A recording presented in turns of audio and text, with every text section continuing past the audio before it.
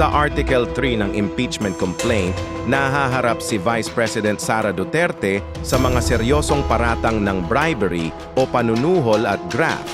Ito ay kaugnay ng umano'y pagbibigay ng sobre-sobreng cash sa mga opisyal ng Department of Education o DepEd noong siya pa ang kalihim nito.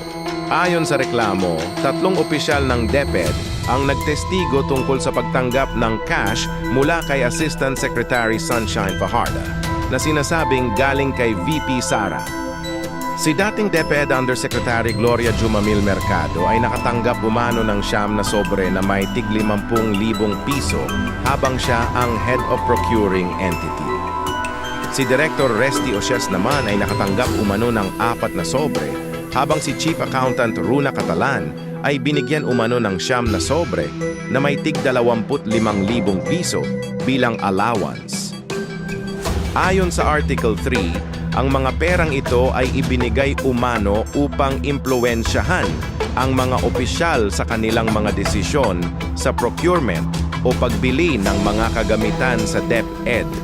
Isang mahalagang testimonya rito ay mula kay Mercado na sinabing matapos niyang tumangging labagin ang procurement rules, pinagre-resign umano siya ng Chief of Staff ni Duterte na si Attorney Zuleika Lopez.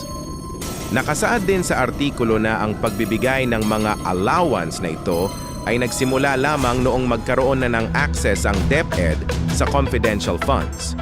Binigyang diin sa reklamo na ito ay isang paraan umano ng administrative weaponization, kung saan ginagamit ang pampublikong pondo para mapasunod ang mga empleyado at parusahan ang mga tumatangging makipagtulungan sa mga irregularidad. Dahil dito, inakusahan si Duterte ng paglabag sa konstitusyon at pagtataksil sa tiwala ng bayan. Ang Article 3 ay nagsisilbing basehan upang hilingin sa Senado na tanggalin ang Vice-Presidente sa kanyang tungkulin at habang buhay na i-disqualify sa anumang posisyon sa gobyerno.